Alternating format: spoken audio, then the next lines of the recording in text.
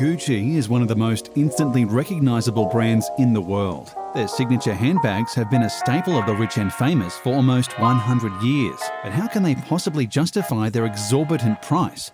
Today, we're answering the question, why is Gucci so expensive? Guccio Gucci, founder of the Gucci brand, was the son of a leather worker in Florence. His family was extremely impoverished and struggled to cover even the most basic expenses. Gucci respected his father, but vowed never to live in the same squalor. As soon as he was able, he started taking odd jobs and moved all across Europe, searching for a better life. In Paris and London, he took night classes and tried to ingratiate himself into the high fashion world, and though it took decades, he finally succeeded in capitalizing on his newfound skills. In the end, he used the same leather-working abilities that his father taught him as a child, but aimed his products at a wealthier audience, and eventually created a company that is currently valued at almost $13 billion. And the company didn't reach this insane valuation by selling its products at bargain prices. For instance, a soft syrup black crocodile shoulder bag will set you back $30,000, and the Gucci crocodile tote bag with bamboo handle costs an amazing $32,000.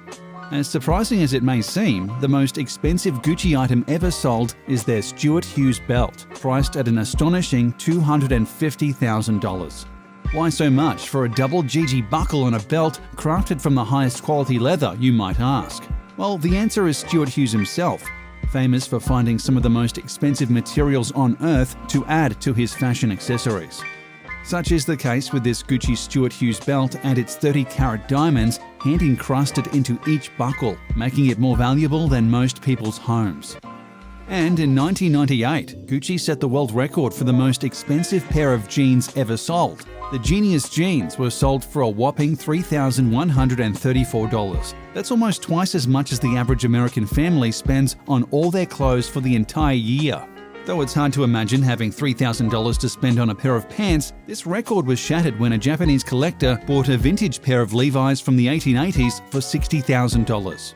With a net worth of more than $25 billion, it should not come as a shock that Gucci is the biggest-selling Italian brand of all time. Though it might seem obvious at first, Gucci has some stiff competition. Though they are thriving, other luxury brands like Prada and Armani are worth less than half of the total net worth of Gucci. And keep in mind that this statistic doesn't just include clothing brands. Gucci is substantially more profitable than both Ferrari and the Italian Poste system. Gucci substantiates a huge portion of Italy's economy, and though the country has suffered from a serious recession, it still has the 8th largest GDP in the world. Henry Pinault, the CEO of Gucci, has a net worth valued at $12.2 billion, making him one of the richest men in Italy. But this still doesn't justify the astronomical price of these items. Gucci and similar high-end designer companies prices its clothing and accessories according to what it costs to make and sell each product. The process begins with the designers that create original items for the company. Designers want to get paid in accordance with the amount of time and effort they put into each design project. Elite designers command top dollar. Luxury designers such as Alba Elbaz spend months slaving over the design of one dress, trying to perfect the design. The difference in designer clothes is that these clothes are more than just clothes, they are art. When you look at the price tag on a luxury brand item, you have to consider what went into this piece from the start. If it's just a designer t-shirt, you may be paying for the time and energy spent on the brand as a whole. Product manufacturing is the next area where Gucci spends money. The company pays for raw materials, manufacturing tools, labor, and shipping to warehouses. As these costs rise, the company compensates by raising its prices. Unlike typical store brands, luxury brands raise prices due to using much better materials for their clothing.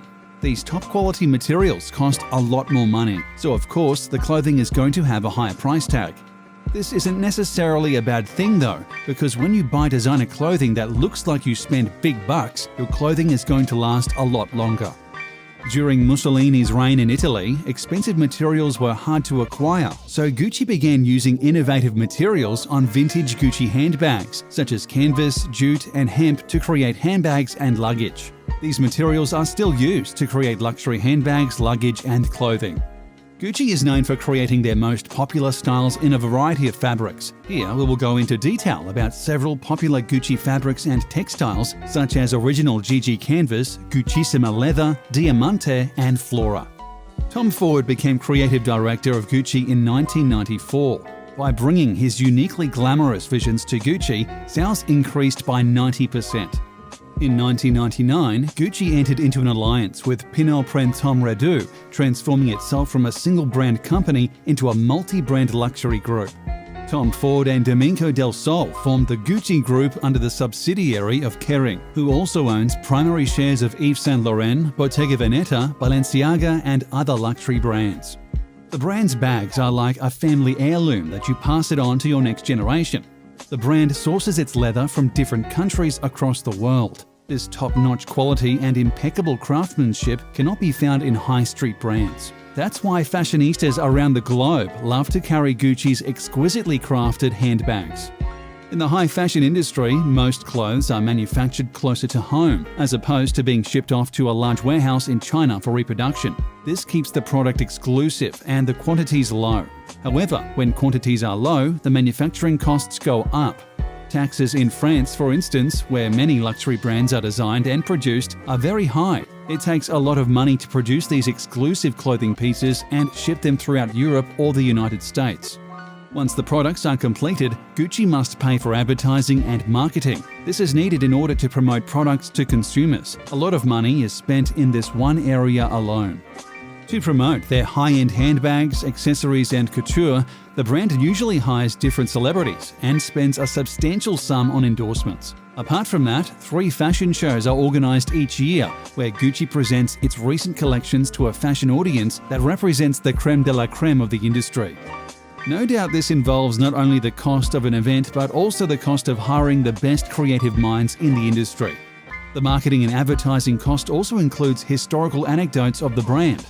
Customers love to be associated with the history and heritage of the brand they indulge in, and Gucci knows this well. The best part about the brand's marketing strategy is that it associates itself with events that cater to the top 1% of the world, be it wine tasting, polo, vintage car rallies, or even art shows. Consumer desire to own exclusive, high-end fashionable products is another factor that determines how Gucci prices items. An increasing number of wealthy people around the world are willing and able to spend thousands of dollars to own anything made by Gucci. But Gucci, like most designer retailers, has a dirty secret that keeps their prices high. They destroy any unsold merchandise at the end of every year to create the illusion of scarcity. In fact, they burned more than $20 million worth of merchandise last year alone. Critics question whether the brand is really worth the price. The non-profit Tailored Wages discovered that only 25% of Gucci's garment workers make a living wage. So the multi-billion-dollar company is making a huge profit by exploiting workers and destroying merchandise. According to fashion expert Timo Räsänen, when you buy something from Chanel or Gucci and you pay full retail, the money is actually paying for the massive advertising campaigns. If Chanel destroys a dress it tried to sell for $1,200, it hasn't really lost $1,200. I don't think Chanel even paid $100 to make that dress, and the money they'd lose would probably just be recouped through fragrances. To make matters worse, Gucci doesn't have a transparent supply chain, and many people fear that they use illegal labor in their factories. However, this is a common practice in the garment industry. At the end of the day, the choice is up to you. Many people are willing to pay extra for brands like For Days, Threads for Thought, People Tree, and Patagonia because they prioritize ethical business practices over profit. But for others, Gucci still has a huge appeal, perhaps because of the bevy of celebrities who have worked to make the brand seem attractive since 1921.